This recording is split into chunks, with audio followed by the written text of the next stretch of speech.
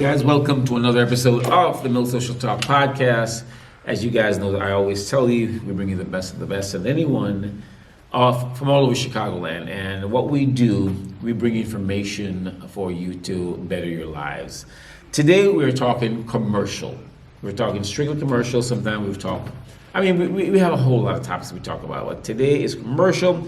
We have Peter Streff from Guarantee Rate. Some of you guys may know him. You know, Peter's one of my partners when it comes to mortgage lending. And Peter has done a lot of loans for the Mills Realty. But today we have J.R. McCracken. McCracken.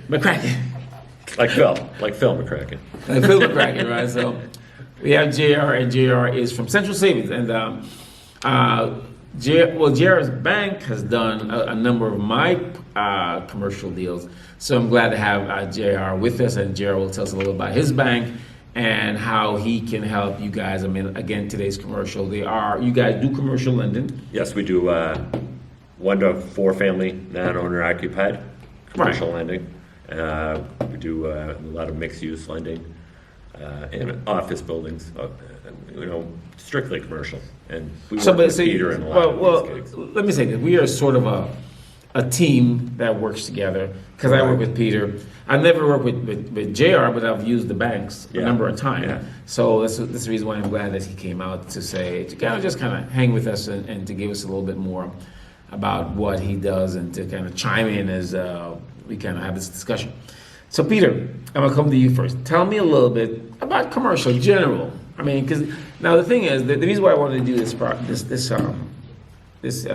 is because a lot of folks wants to buy commercial. They want to buy 2 flat, 3 flat, but they really don't know where to start. So we'll kind of start from the beginning. So, and then as we get into it, by the way, if you want to know more about it, you can go to the Mills Social Talk podcast, or you can go to millsreal.com. You can send us an email, millsreal.com, and we will respond. And we always say, if there's something that you want to know, send us an email, and we will talk about it. This is one of the things people want to talk about commercial, so we're now giving you guys information that you asked for. Peter, let's start with me. Yeah, Peter Streff from Guarantee Rate. Hard act about, Peter. I just wanted to share with you that commercial could be anything from a 2 to 4 unit or a 5 unit or larger. It could be a shopping centers, multi-families, courtyard buildings. But the commercial market's pretty strong right now. People are still looking to buy bricks and mortar. And the financing terms are still very attractive. The investment properties will require 25% down, and rates are still in the 6% area, 6.5%, 6 3/4. But a lot of people are now, from my loan side of the business, are looking to do SBA loans, which an SBA loan is a owner-occupied type investment property. And something we could talk at length. I don't really want to talk at length right now about an SBA loan. I just wanted to share with you that people are hot to trot buying multifamily properties. It's still very strong, even though there's a lot of negative out there. I see a lot of positive buying bricks and mortar. Well, just I know you don't want to expand on SBA, but just kind of give us a little brief, because some of the folks that are listening may not know what SBA stands for. And Small Business Association loan. It's a government entity that will help lend money to a owner-occupied type buyer. So that could be a doctor wanting to open up a medical office on the north side, and he would be able to get in with some attractive financing terms. They'll lend up to 90% of the purchase price, of course, as long as everything qualifies. So it allows for a borrower to get into a mixed-use property with just 10% down. Yeah, plus able to get additional funds for construction and build-outs and things of that nature. So it's an arduous process. I'm not real familiar. I'm sure Peter is more, but it's well worth exploring and trying to get that type of financing. You get some really nice long-term 20-year fixed-rate financing from the government, and then the bank will take the first 50 on a balloon, 5-year balloon or 10-year balloons. It's really good, a really good program. But now let's let's talk about, I know you talk about some owner occupied. I mean, what are some of the other areas? Like, let me ask you a question. Can a person that has 3 or 4 units and have been managed, or let's say 3 or 4 separate, you're not one, but 5 buildings, can they apply for an SBA loan? I mean, Well, if they're using it to manage it. no, only for business owners, just like we Well, closed I a mean, would that be a- daycare center. But would that That's consider an me a owner business? No, If I have 5 separate 2 flats and I'm managing those as Mills Realty LLC, can I go in and say, well, I have 5 separate buildings and this is what I live from? This is my job. This is for No. all business. These are business. this is just strictly for a business loan. As we close your friend for her daycare center, that's an owner-occupied type business, daycare. I close on a landscaping business, and he wants Okay. the warehouse, and he has property so he can stash his vehicles. That was a good SBA loan. I have a home healthcare business that's buying a warehouse, and they're gonna house their business there. So it's strictly for Housing that your type- business. Yeah, that type of entity that's buying it would use the SBA. I've got an architect right now looking at a property on Lincoln Avenue in the north side of Chicago, and that'll be for his architectural firm. His business is moving in, Into it. and his business will be paying rent. So it's that's how we'll structure the financing. An SBA will lend on that up to 90%, depending on the financials Yeah. of the business. Are the terms better with SBA? Well, I like the terms better because they get a first mortgage with 50% of the purchase price, and then the SBA picks up 40%. And they give Okay. you a fixed rate anywhere from 20 to 25 years. So that's So a it's very two- good. it's 2 separate loans. 2 separate loans, correct. Right. The bank will be in first position, then And it's, okay. the SBA. SBA is in Up the to second. 90. Sometimes you have, sometimes they require 20. If you put in 20, sometimes you don't have to personally guarantee it then either. I mean, there's a lot. But I mean, there's a lot of good opportunities for those types of loans. Yeah, I think it's a great And way and to it creates skin the jobs. cat. That's why that's what they're intended for. Jeez, but it does create a job because it does. It's rehab. A lot of them. Sometimes some of them are rehab, not all of them. But are No, they doing they want rehab? the money some to of go. them, yeah, I mean, it just depends on, there's no specific deal that's gonna be the same. All 3 of us are totally Yeah. different. So, Okay. each file's underwritten different, each borrower's underwritten different, each building's underwritten different, so that's why it's on a case by case. And then we analyze it to make sure it's gonna work okay. Well, The back, benefit Does of the borrower. Guaranteed Rate have an SBA division? I assume, or do they? I don't know. No, I No, you do do it through pretty banks. much everything. Right. You are. I am. he's a one-man I am the commercial division of Guaranteed Rate Mortgage Company, and I work with 20 local banks, lending institutions, savings and loan directly with SBA. Right. So Yeah. I kind of put it all together. Okay. Yeah. So, and that's why people use me, because I can put it all together. It just dawned on me that, So I want to get back to you to say you were saying you get the money to do the rehab.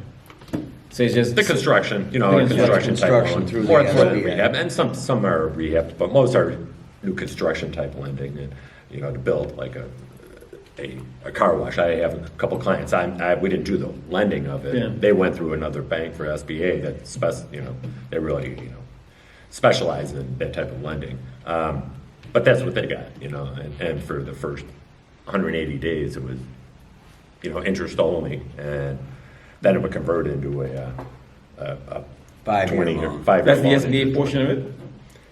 The SBA will be guaranteed at a rate, it might be in the low 5s now, right? I mean, for that compared. So Every it's raised deal- I don't know. every I deal- really don't know every where the deal's rates are, different. but yeah, they are Every deal. I can, under an SBA loan, you could finance the acquisition, the renovation, and the chattels, which it could be for a restaurant. It could be Yeah, right. all the particulars, tables, chairs, blah, blah, blah. So that could be financed through the SBA. And that could be done with as little as 10% down. It depends on credibility of the borrower, the entity buying the property. As long as they have experience and have been making money, it's a good possibility Yeah. to finance all of that. And the SBA will finance it all into a 5-year loan, 25-year amortization, and the rate will vary depending on the deal. So it's really hard. I can't promise 6.5. It might be 8.5. It depends on the risk factor. Right. Startup businesses could be a riskier rate, so they might be a higher price. And so that was my next question. Startup business. How I mean, I know it all varies. So what do you think is a good? I don't want to say a good startup business, but when someone starts a business, what do you think that they would have in place in order to say, yeah, SBA may take a chance on you? I mean, plus, are we looking at 3-year taxes, 2-year taxes? Are we looking at the business itself? I mean, I know there's so much variable. What do you think would be? Someone said, yeah, the SBA I will think look you at need that. at least 2 years of income, Minimum. and Minimum. And, SBA requires and growing 3 income. years. 3 years, okay. 3 years for the SBA financials, and then if they might be renting now and want to buy a building, so then it's not a startup. But if you had a dream and said, hey, Streff, even though I'm a real estate broker, I like to open up a car wash as an example, and then we would have to look and see how your global income, what your business plan is, your liquidity. So there's a lot of variables they might consider, and that might require an 8.5% rate because it's a riskier loan. And it's hard to underwrite until we actually see the whole picture. The whole picture. I'm not saying it can't be done. You might show $1 million a year in income, and that could afford a $500,000 loan, right? A lot like us chickens making $29.95. So it depends. I don't like to say no to anybody, but we start somewhere, and hopefully we end up Yeah, exactly. At the table. So does the SBA? I'm just kind of Part of it. One more question about the repair. Does it act as a 2 or 3K or somewhat close to that? I mean, is it somewhat sort of a 2 or 3K? I mean, is it similar or what's the difference? And the 203K is just a repair loan. Yeah, Right. the 203K is a renovation loan. It's financed through an FHA Right. type lending. But I know we have But SBA the does SBA just brought it into my attention.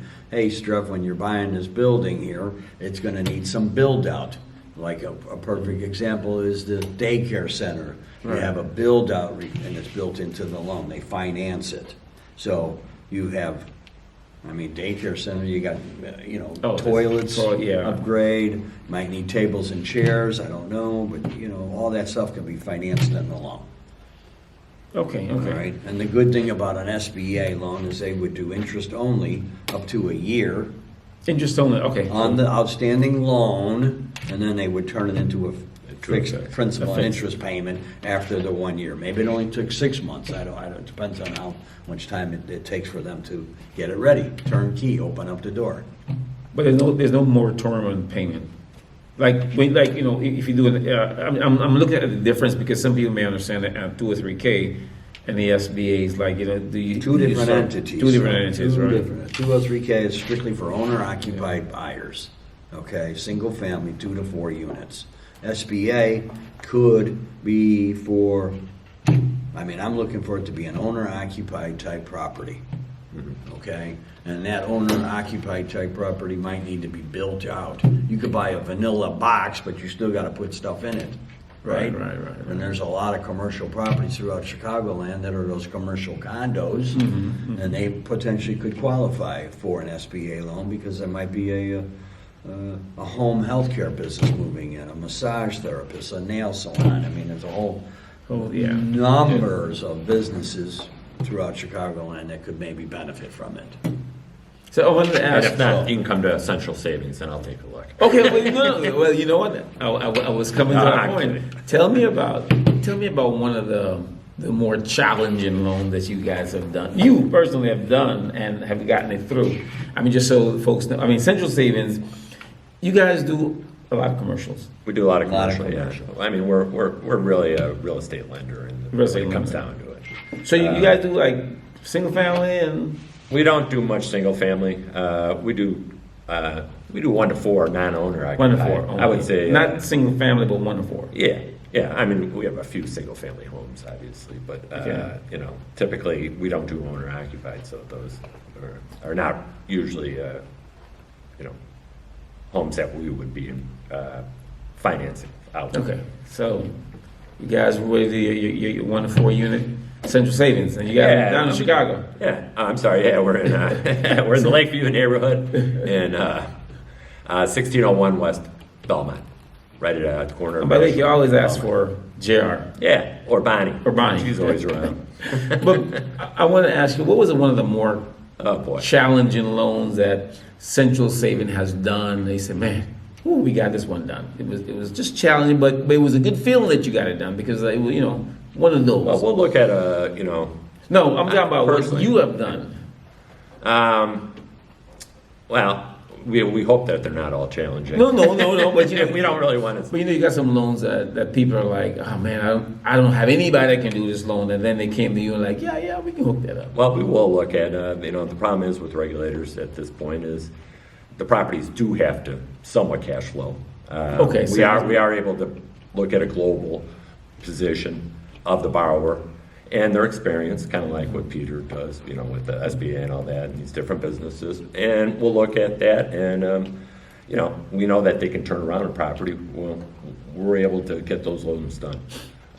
Yeah, property that's under rented per se, they'll take a look at it based upon Forecasted. the forecasted rents, assuming he or she's got experience. I just, Right. you're not the first one in the water deal. They got. We don't want to put So you gotta people be in doing it- jeopardy Yeah. with that, I don't, if it makes sense to me and the bank, we're willing to work with underwriting and have a reason for our doing a loan. So, So you gotta be doing it like I said, 2-3 years you're doing it, and now you're saying, okay, now I want an SBA loan, or I want a commercial loan, or like I say, it can't be new in the business. well, Well, I think- you can't, but you can, but you can't. All right, it can be new. so But you have to bring more money to the table. let me say this, like for example, we don't want to get people into trouble that maybe aren't ready for that, or we'll push them, if they can't afford something. But let The me bank ask you a doesn't question want to then. put them in that position. Question, A chef, Yeah. a what? a chef, like a chef. Let's say a chef been cooking for, I don't know, 20 years, and he just said, "Oh, I'm tired of cooking for John Blow. I'm gonna open my own restaurant." Would that fly? And he says, "You know what? To get a loan, to say, I want to start my own restaurant because I've been cooking for 20 years. I've been running this place for a long, but I want my own now." How does that play? I mean, because he or she has Well, the he has experience. experience, and if he's making that decision to maybe go off on his own, and we would want to see a strong resume, proposal for what he's going to do, what type of restaurant. I would think you'd want projections. Say, Okay. hey, if I'm going to Yeah. go into this business, I'm going to do X amount of money, and by the end of a year or two, I'm going to start showing a profit. I mean, he's got to have a good business plan. Okay, Right? All I mean, so you're not going to jump into something and not have a plan. Things will have to make sense. And it's got to make sense, and I would like to see some liquidity, because or this restaurant business world, it takes 6 months to a year or two to take off. take off. So, yeah. and when it does, but I'm not saying it can't be done. It's definitely something to take a look at and work at. So let me ask you about mega units, because we're like big, large units. Most people want to buy. They all talk about buying 2 flats. I want to buy maybe 3. I want to bring this into the table because, I have counseled a lot of people about buying single family 2 flat, 3 flats, and it's a different animal than your actual single family home that you move into. So when I talk to folks about 2 flat, 3 flat, I look at their personality. That's one thing. You guys look at finance. I look at personality when it comes to multi-unit. I mean, finances, of course, I send them to you guys. You guys do the finance. But I want to say this. It's like buying a multi-unit. I believe if you don't have the personnel to deal with people, then don't do that, because you're going to go right down the drain. And I've seen many people go down the drain because they don't know how to deal with the other individuals out there. I've seen people buy multi-unit and they realize, well, I'm gonna get a multi-unit and turn around. They cannot manage it. Why? Because they don't like the back and forth. And sometimes you do need that back and forth with an individual. You do need to go and meet with them. You do need to cut the grass. And one of the things I tell people, if you're gonna do a multi-unit, make sure you have some ability to go to your building, once a week, twice a month, or once, whatever. Don't just walk away from it, because if you do that, you will lose your shirt. People will not really care. People are not going to care because, so that's one thing I wanted to bring to the table when it comes to buying multi-units. It's very, very important that you understand this. If you don't understand this, and if you're thinking, I'm going to buy a multi-unit, I'm going to make money and not even worry about it, that's a problem. You think you're going to buy it and walk away from it and not clean the hallways and, have someone to shovel the snow or just put it off on somebody. All right, that's the problem. So, what do you find the average 2 and 3 flat buyers? How do they normally come to the table with you? When if I send them to you, and I say, Peter, I need for you to qualify these units. I mean, is there like a something that always happens? Like when I say something that always happens, like. They always have this one thing that, did you do this? Did you get this? Did you realize you need this? Well, I have to say that just underwriting properties, I find that like two flats are hard to get the income there to actually qualify a lot of the loans. Qualify a lot of loans. So 2 flats are harder to qualify. 2 flats. They just don't produce enough income. So I mean, I think if you're looking at investment, my personal advice would be at least 3-4 units if you can, unless you're owner occupied. I mean, if you're going to live in there, a 2-flat's a nice property to have. But I would like minimum 3 to 4 units or more. But I don't want to start. It's still 3. It's still FHA. You can still do Yeah. FHA. So they use your 3.5 income and everything like that. They're still FHA and Fannie. So. It's a matter of where too, because we're in the North Shore, and the 2 flats, they go so high, it's going to be hard to qualify unless you have that extra income. Right. You can't buy a property for $600,000 and then you only Expect to make money on it. Expect to make money on it, because by the time you pay the rent and your mortgage is 5 G's at 45. You know what I'm saying? That's what you're looking for. And that's what something we have to tell people. When you're in the north side of the city, you're really looking for appreciation. You're not looking in the northern suburbs or whatever. You're looking for, hey, I'm buying for $6. I'm hoping it's worth $1 million when I'm ready to sell it. Right? Yeah, that's But the American dream. There are areas, and then there's neighborhoods that you can buy for actual income, like the one we're doing, over in Essex. That's really income, you know what I'm saying? Because you could make money off of it. There's a. Well, he's on the South Shore. You're buying properties that are reasonably priced. The north side of Chicago is expensive. Yeah. All right, so and I wanted to, as a broker, and we don't have a lot of time left, but I wanted to kind of give you some ideas of what's happening in the city of Chicago. Now, in the city of Chicago, if some of you guys don't know, we're in the north side of the city, but I'm going to tell you a little bit about the south and the west side. On the south side of the city, from 95th to 130th, if you guys don't know, there's I think it's $1.5 billion coming next week in that area. Not next week, I'm saying. Next year in that area. Anywhere from 95th to 130th on the east side. And that's because the L train has been approved to travel that route. Not only that, but the federal government has already committed to $300 million in that neighborhood. So, and this is just information I'm giving you guys because I'm in on a lot of information, and some of you guys know this. There's going to be a 3 stop sign. I think 103rd, 115th, I think it is, and 130 at the last one. So the city has been working with developers in that area on the east side to bring about change in the Rosemont and Pullman neighborhood. They've been working with developers, not only with developers, but the city has just brought in, I think, Banana. There's a company called a grocery store called Yellow Banana. Yellow Banana. Yeah. Don't know. Never heard of that. I Are you never sure heard about of it either until I was in a meeting and realized that the city has there's a Yellow Banana, whoever that is. That's the name I got. But the city has signed a contract with the Yellow Banana to bring Yellow Banana back into the neighborhood, because that neighborhood is sort of like a food desert. There's not a lot of grocery stores in there, in that area. So this is for those of you who are watching this thing to the end.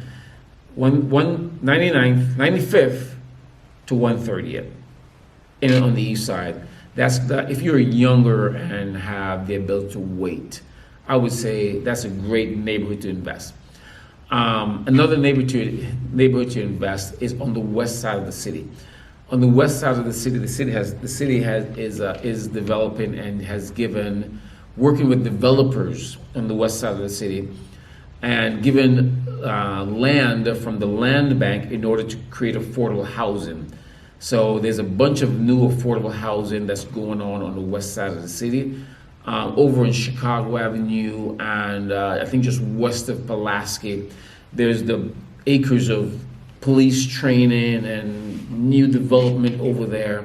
And so all that's going to change in the Humboldt Park area and on the west side. So I just wanted to give you guys a tip to let you know that if you're planning on investing and you have the time to wait for it, the west side of the city is a great place to invest right now. There's a bunch of, whether it's Bickerdike or whether it's a whole bunch of housing that's being developed on that side of town. That's an area to go invest. So the south side and the west side. The north side is sort of developed and prices are high, but there's still affordable pricing in those areas. And I'm going to say anywhere from the west side going on down Holman Square, Garfield Park, Humboldt Park, great neighborhood to say, you know what, I'm going to invest my money. I'm 30 years old. I can wait 10 years. And so those are two neighborhoods I wanted to give as a tip to say, if you're going to invest, reach out to millsreal.com. Call me at Mills at 773-764-9547. And then we'll go ahead and give you guys more information about that, about what property values are, what they're projected to worth in those areas. JR, what's the number? Where can they find? Where can they get a hold of you? Yeah, you can call Central Savings at 773-528-0200 and ask for JR. And Peter? Peter Streff, 312-415-0884. I want to say thank Thank you. you. Thank you Thank guys for listening. I mean, those tips that I gave you at the end, thank you guys for listening to the end. Again, it's millsreal.com. Thanks for listening for another podcast.